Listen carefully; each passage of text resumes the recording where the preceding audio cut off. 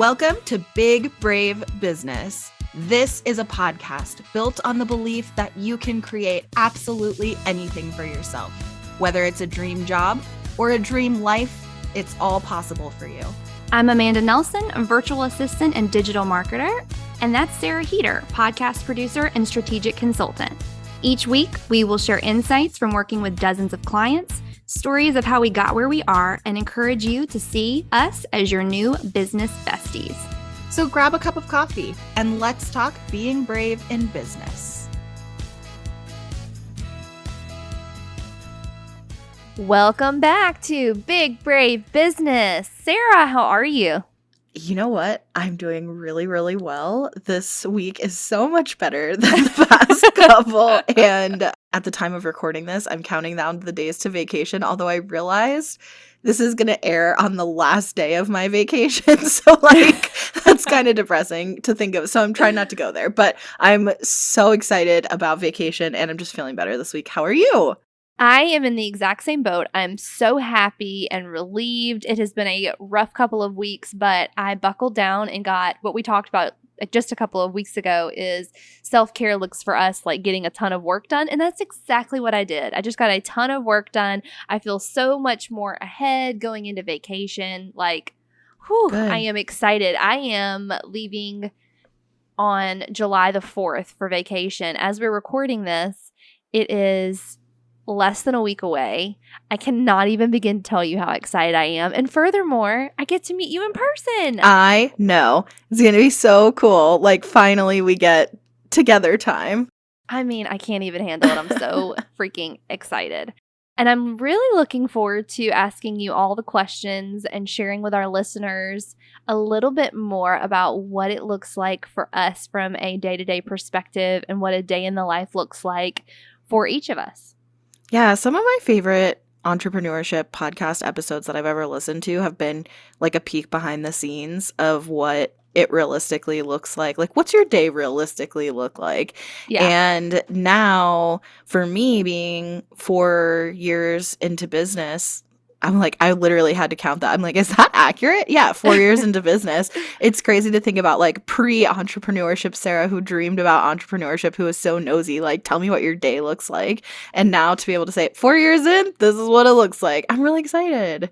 Yeah, me too. And I think I see so many people on social media that talk about how much income they bring in. Yeah. And I just think it's good to be realistic and raw and honest about, we have both said we are six-figure earners for our households. And I'm just like, what does that even look like? How much dedication does that take? Because you and I have both said to each other, there is nothing about what we do that is a work 2 days a week, make this amount of money. Yeah, no 4-hour work weeks around here. No 4-hour work weeks around here. There's a whole other, I guess, mindset discussion around the number of hours we work that we will probably not dig into today, save for another day. But yes, we work, spoiler alert, we work a lot more than 4 hours a week. Yeah, for sure. I think it may surprise some people and maybe not, because I think there are so many get-rich-quick schemes out there that tell you, if you work 4 hours this week and your prices are high enough, you're going to make so much more money. And I just want to be like, what's your client retention like? Are your clients happy and coming back? Or, how consistent is your income? I've only known hard work and working hard for my business. So I think it's good to share a little bit, and with our clients that listen to, what it looks like for us when we're working for you, because we are all virtual. I think your client experience is such a good question. And in addition, I would also pose the questions of your profitability and also who's actually running your business. And I think there's something to be said for hiring a team and delegating. I also think that there's an ethical question around paying someone, especially in another country, a pitiful wage, and then you're charging clients a phenomenal amount of money and you're pocketing the difference, but your team is actually doing the work. That bothers me. But there's a way to hire ethically, of course, and there's a way to build a team that's ethical, of course. But I just want to touch on those two kind of questions around when people share what their day looks like, or they don't really share what their day looks like, to be honest. They just give these little glimpses into these get rich quick schemes. I think it's important to kind of call out, like, so that you can sniff out what's toxic and what's not toxic. What's the opposite of toxic? No, that's a great that's a great question. Not Not toxic. toxic. Healthy. That's what's coming to mind. Is Yeah, like, okay. okay, we'll go with that. That sounds good. Yeah, Non-toxic. It is important to be able to see a little bit behind the curtain because it will kind of update your bullshit meter, I think, a little yeah. bit Yeah, to be yeah. able to see like, and also I think you and I have discussed this a lot privately, and I'll say it here. What people post on social media for what they make in their income for the amount of hours they work, 9 times out of 10 is complete BS. Like That's true. That's true. So I always just encourage people, don't let yourself get down on yourself or your business when you see someone else who is claims to be super successful and you're not getting there and you're not seeing the traction that you're wanting. Just remember that everything on social media is not real. So Totally. And the same thing yeah. goes for podcast stats, actually. I see this all the time where people will make claims about hundreds of thousands of downloads a month or something like that. And then I go look up their show and I can't see the number of downloads for someone else's show, but what I can see is their global ranking. And if they're not, they're in the top 10% or something like that, like, y'all, we're in the top 10% and we do not have 100,000 downloads a month. Like, Correct. That's not what that looks like. So, sometimes you can kind of check and see, but most of the time those numbers are lying. So we'll never lie to you. That's right. So to kick this off, I Yeah. think it would be great. Let's start with, what does the morning usually on an average day look like for you? What time do you wake up? What do you do? When do you start work? What's it look Yeah. like? Okay, ideal day, I don't wake up before 9. I want to like go ahead and say, even though this is kind of skipping to the end, I work often late into the night. Like, we've joked about this before, but I will sometimes, especially with the time difference, because I'm on the West Coast and Amanda's towards the East Coast, I will literally email Amanda at night when I'm still working, and there are times that she's literally up for the morning already. So I work very late. I like to sleep at least until 9, depending on how late I'm up. I will sleep until 10 or 11 on an ideal day, but when I have meetings, that's not feasible. And since I work with people in different time zones and most other people do not like working nights, they want to spend their nights either sleeping or with their families, I have to get up to take meetings often. So I kind of have this like sort of pseudo rule in my head that I'm not setting an alarm for before 8 a.m. unless it's really important. Yeah, I love that for you. I wish I had the ability to sleep past 6:30. Even on the weekends, my body is like, get up, the sun is up, you have to get up. Usually my mornings, I try to get up by 5:30. My most productive time is in the mornings. Sarah's shaking her head at me. I just love That's the a no for quiet. me. I love the quiet of the mornings. I love that my husband's still home. He's asleep. The dogs are still asleep. I'm in my pajamas. I start my coffee. It's quiet. I can put my earbuds in and the TV doesn't have to be on. Typically, when my dogs wake up, I immediately turn the TV on for them because they actually do sit and watch TV during the day like children. It's just quiet. And I just feel like all of my clients for the most part are in Pacific time. So they're 2 hours behind me. So if I start my day at 5:30, they're still very much so asleep. So I get a good 5 hours of work in before I hear from anyone. And that's like my most productive time in the morning. And I also have clients that are overseas in Israel and in Italy. And with the time difference, it just works out best for me to get up that early. So I start my day at 5:30 and I work all day. I don't know how to transition into, what does your noon time look like, Sarah? Well, I want to say too about mornings, some key differences. First of all, you have dogs that have to go out, and that's a key difference between you and me. That I hear all the time from people who have dogs that they can't sleep in because they have to get up to let their dogs out. And then also, Drew, you mentioned Drew's still home. He gets up and goes to work, and for me, Eric and I both work from home. So Yeah. those are like some key differences. Also, my schedule is definitely very much Eric's schedule. He really picked it, and that when we moved in together, I said we are never becoming these people, and here we are. We've become these people that are up all night and then sleep all morning. So anyways, yeah, I would say for me, my work day starts with meetings. I have to kick out as many meetings as possible before I really dig into any work, because when I wake up, especially with accommodating different time zones, that's when meeting, back to back meetings, lots and lots of meetings. And then a little break, to your point, for some food and just a brain break, a screen break, and kind of catching up with Eric, checking in with Eric about his day and whatever we've got going on, whatever's going on with the kids, etc. And then I sit down to do my desk work in the afternoon/evening. What I envy about you is I notice when it comes to my workflow, if I stop working for a consistent amount of time, it's very hard for me to get back in the groove. So Drew, my husband, gets home at 4. When he gets home at 4, I typically like make dinner, or I'll stop and talk to him for about an hour, hear about his day. I try to be really present and just spend some time with him that hour and just kind of like catch up with him. And then I typically go from working at my desk to working on the couch, and we'll binge. Like right now, we are binging a lot of true crime, a lot of true crime currently. And I work that afternoon on the couch, but it does take a big mind shift for me to get that motivation up and going. And I always beat myself up about this. Like, why am I not staying motivated? My workday's still going. It's, 5:00. I should still be working. I also have to remind myself, homegirl, you started work at 6 a.m. You started work at 6 a.m. You can take a break, or you can, quit early. But yeah. So what does a break look like for you? So sometimes a break is getting out of the house, going for a drive, just truly forcing myself away from screens.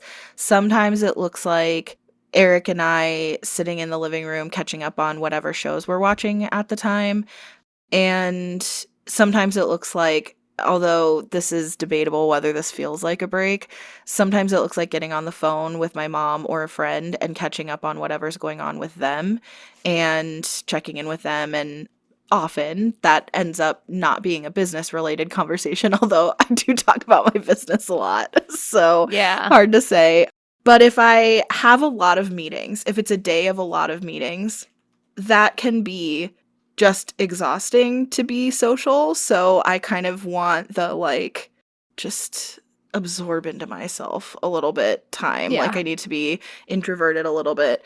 And then I think I've shared this before on here, but my office is downstairs on our main floor, and Eric's office is upstairs. So then we part ways to go to our separate offices, which a little bit can feel sometimes like we're being punished and we're sent to our opposite corners. So that quality time together, I think, is really important, because before I had as many meetings as I do, we used to start our day together every day, where we would wake up together, we would make brunch together, we would spend this quality time together before we would both go dig into work. So having that break in between my meeting schedule and our desk work time is really helpful for us staying really connected to each other. But it means we end up working into the evening and the night, which really interrupts dinner time. So that's been a very big challenge, where we're both in the flow and neither one of us wants to stop and make dinner. So we end up ordering takeout, and it's just a whole thing. It's just a continuous pattern. It's a problem. So it's something we need to, when we have time off and we can kind of step away from everything, we're going to re-examine how could we restructure this? But yeah. But what about your evenings? What's that like? Well, my evenings are kind of like I was saying, is my husband gets home at 4. I try to kind of get off of my desktop at that point and move to my laptop, and that's when I just work on the couch for the rest of the afternoon. So typically from 5 until 8, I work on the couch until I'm just tired. I've gotten to a good place. I've said it before on the podcast. One of my biggest tips for anybody is to, whether it's your house, whether it's your work, it could be anything. in your day the way you want to start your day. So I try to get work to a good stopping point at the end of every day so that I know when I come into the office in the morning and I start work, I'm at a good place where I'm not in a panic mode, where I can take my time, ease in, not feel pressured. So I will work until I feel like all my projects are at a good stopping point or at a thing where I can pick it up and keep going the next day. And then, yeah, and so I typically crash then. My day is very simple. It's just broken up a lot by meetings. And I think, so I don't know how much communication you have during the day with your clients, but I have constant text messages, Voxer messages, and it gets really hard and can feel like you can't really get a break. So as soon as 5 o'clock hits my time, which is technically when my working hours end, I put my phone on do not disturb. And that is like my uninterrupted, do not talk to me time. I'm getting projects done. I'm technically not working for clients. It just basically means I'm unavailable for communication.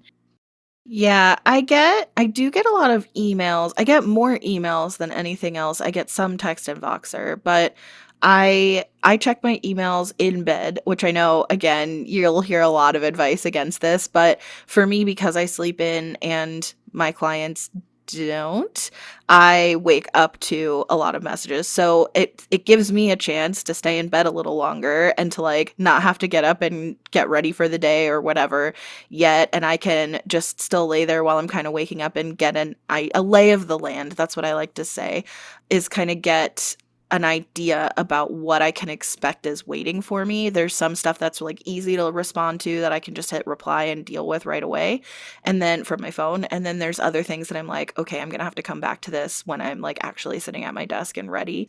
And some things that are kind of a bigger deal, but I'm not going to have a chance to get to until I'm done my meetings. I can set expectations with clients then and say, like, hey, I got this, but I'm going to do it this afternoon, right? So that kind of helps clarify.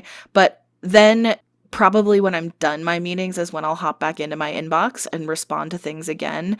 And then probably at the end of the day, just to wrap up, it would be responding to things again. So I can kind of batch my client communication, if that makes sense. I don't have to be like so much on call to respond. Yeah. Yeah. I will say that I totally envy the way that you get to work because you know when your shows are coming out. So you work on a Mhm. schedule. So, like, Mhm. you know what's expected of you. You're like regimented. I think that would be incredible to have because for me, 90% of it is project based or it's, routine, repeated tasks. Yes. Mhm. But for the most part, from day to day, I don't really know what's going to get thrown at me for the most Mhm. part. Mhm. So, like, having that regimented schedule, do you love it? Yeah, I mean, I think it's really helpful from a hiring perspective because it's really easy to train team and set clear expectations on what they need to do and when. So like right now that's you and Eric, but we've like teased this on the podcast that we are have a new team member who's going to be starting in July, and then I'll probably make at least one more hire before the end of the year for additional editing support, which is exciting.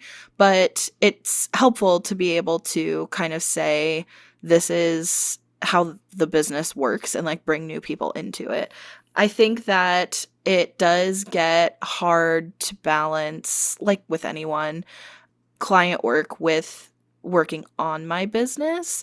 I spend a lot of time working in my business on client stuff, but then doing my own stuff always comes last. And when I have a really heavy meeting day and I haven't even had a chance to work on client work or to review Eric's work or to like respond to you on projects you're doing, then that has to come before whatever my additional stuff is. And I feel like, especially with you and I specifically, the way we work together, it results in a lot of times I feel like you're needing stuff from me. And I'm like, I promise I'm going to get to it. But that's where, as far as taking like a step back from the daily, but looking at weekly and monthly, that's where no meeting days are really, really helpful. So right now I take meetings Tuesday, Wednesday, Thursday. I do not really take meetings on Monday and Friday. Now, occasionally something will creep into my calendar on a Monday or a Friday, and I make that choice that I'm willing to break my no meeting rule for that meeting. But generally speaking, that gives me like a 4-day weekend kind of to catch up on desk work, but also to take a break from work. And then I do 1 week a month with no meetings at all. And it's not like a Monday through Friday. It's like a Wednesday through Tuesday or something like that. And I count down the days to my no meeting week because I can get so much done during that time. Yeah, you really inspired me. I have starting in August. I have booked out an entire week where I have no meetings. And let me tell you something, I am looking forward to that week like you have no idea. And I think we fuss so much about having meetings, and people who may not have a lot of clients or a lot of client meetings don't understand the time warp that you go through whenever you're having multiple meetings. You can blink and you're like, oh my God, there went my entire day and I haven't done Yeah. any work. It's crazy. That's actually such a good point. Let's talk about that because when I built out my offer, I included in my standard services package a monthly 45-minute call with me. And when I had, 3 clients, 5 clients, 7 clients, that's only 3, 5, or 7 meetings a month. Not a huge deal.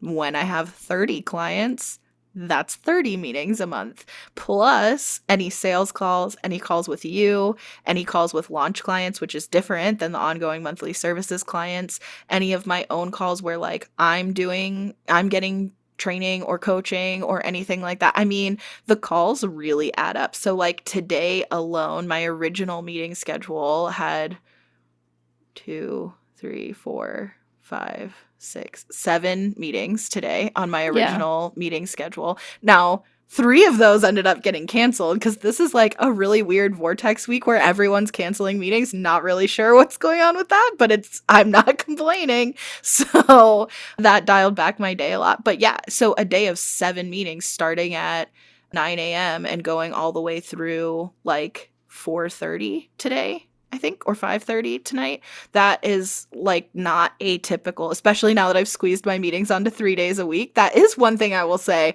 It's great to have Monday and Friday be meeting free, but it means my Tuesday, Wednesday, Thursday are really long days of meetings. Yeah, it'll catch up with you like that. When I start taking meetings on Thursdays and Fridays, I was like, man, those Tuesdays get real full. But unlike you, I don't do sales calls that often. I only get on calls with prospective clients if it's someone I really want to work with. My book of business is full and I'm not taking any clients right now, which is awesome.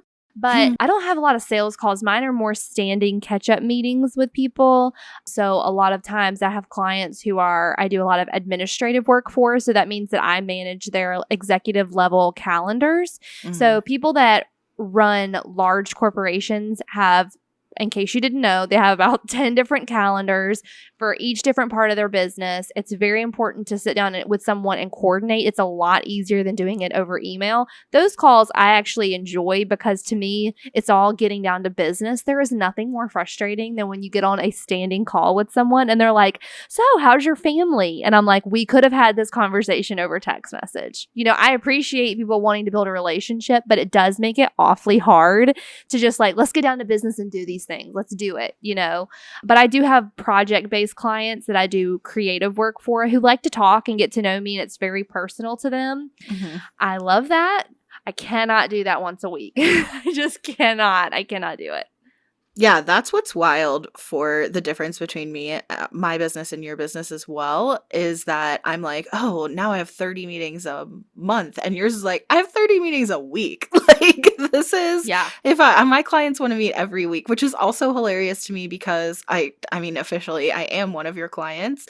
And I'm like, is meeting once a month too much? Although we do meet all the time for podcast. We record all the time for We do. podcast. So I guess I Yeah. still monopolize you every single week. You do. You really do. Let me ask you a question and then we'll jump over to what's making us happy this week. Do Yeah. you have something that you use to help you focus, or what's something that I have something in mind specifically for me that brought up this question, but do you have something that you use that keeps you organized, or like a comfort thing that you keep at your desk that helps you stay focused? Do you keep candy? Like, what's your comfort thing that you use at your desk? Comfort, I definitely do have work snacks for sure. I don't know. I don't know that it's in my best interest to have them. I go through phases with it where like I go nuts and I have like a whole pantry at my desk of work snacks and everything from like Oreos to popcorn to fruit snacks to like I mean kind of all over the place, but as you can hear, not all of those are like necessarily nutritious. So that's why I kind of go through phases with it where I feel like I eat sort of mindlessly if I have that whole pantry there. So go back and forth on that. But that's definitely like a comfort thing. I would say things that keep me kind of organized or focused would be my calendar and Trello big time. I keep like a to-do list for every week on Trello, and that helps me knock stuff out. And then my calendar and Calendly linked with my calendar. That's like a big thing for organizing my meetings. But what's your thing that you have in mind?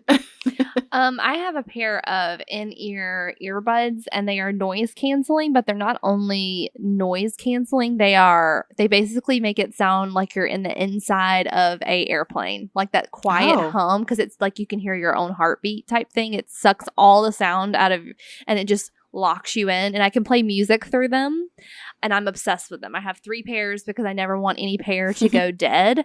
They weren't expensive or anything, but even in the mornings when it's quiet, I still put them in. And for some reason, it just zeroes in my brain. It Mm. locks me in. Nothing bothers me. I specifically wear them a lot during the day when my dogs are up and moving around. I have Mhm. 2. One of my dogs is deaf. The other one is not. One is kind of a guide dog for my deaf dog. And so if there is even a bump, that's a very quiet bump, my guide dog will bark and trigger the deaf dog to bark. So it's like it's like an endless cycle of barking when they start. So I keep my in-ears Mm. in just to like have sanity. So Mhm. anyways, my in-ears, they're my comfort. I love them so much. So Aw. what's making you happy this week? Okay, I have one that I haven't shared on the podcast yet, and Eric actually was like, "I'm surprised you haven't talked about this." So, one show that Eric and I have been really into recently, and if you don't have kids, then you're gonna be like, "What is Bluey on Disney Plus?" And here's the thing, if you have kids, you obviously know Bluey. We had heard of Bluey. Eric first saw a couple of episodes on TikTok, like here and there, and he was like, "This show is actually like really good." And he had said to me, "Sarah, I just want to show you this episode. I just want to show you one more episode." And I was like, "Yeah, it's really cute. It's really emotional, like really well done." I would say if you don't know what it is, it's an Australian animated show about a family of dogs and it's like a kids show, except I would argue it's less about childhood and it's more about parenthood. So it's really a show about parenthood. The episodes are like 8 minutes long. There's 2.5 seasons on um, Disney Plus right now, although they're about to bring more episodes July 12th, so like right after this episode comes out. So perfect time for you to go get into Bluey. And it's like a palate cleanser. That's what we've been saying is when life feels really hard or we feel really exhausted or we're angry about something or whatever, it's like we'll get fired up with each other. We'll be in like ranty pants mode and then it'll be like, what if we just sit down and watch an episode of Bluey or a couple episodes of Bluey and let's just like do a palate cleanser? So we have no little kids here. We still have seen almost every episode of Bluey. We're very close to catching up, which like I'm a little bit sad about, but we know there's new episodes about to drop, so that's okay. And but yeah, I highly, highly recommend it. There have been episodes that have made both of us cry.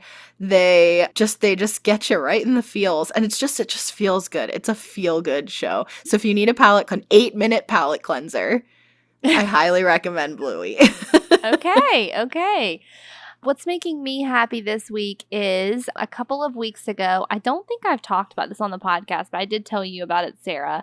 We live very close to a restaurant that we are obsessed with. It has the head chef was one of the finalists on Top Chef a couple of years ago, and we live very close to this restaurant. And we were called and asked if we wanted to be on a taping of Diners, Drive-Ins, and Dives with Guy Fieri.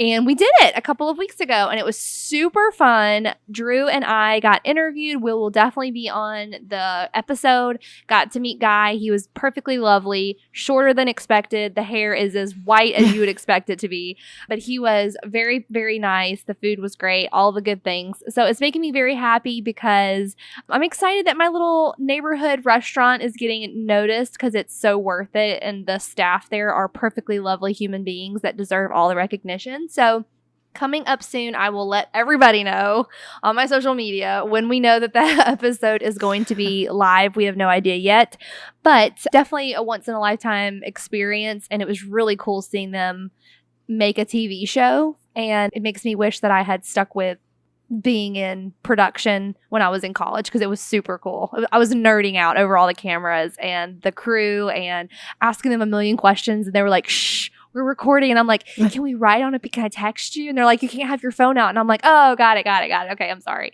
But it was a really cool experience.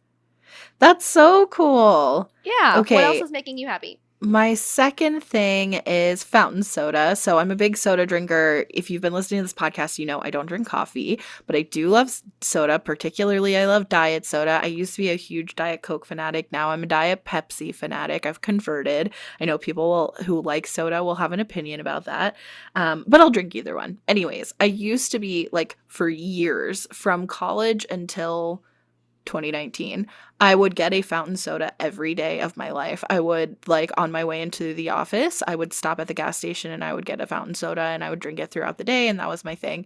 And on days off, I would get up and go drive to the gas station just to get a fountain drink. And in 2019, I A, started working from home, and B, got laid off. So I needed to save money. I started drinking soda at home, either 2 liters or cans or whatever. And then obviously the pandemic hit. We weren't really going anywhere for a while. And it just became my habit. My new habit became just drinking soda at home every day. But recently I've been getting fountain drinks again.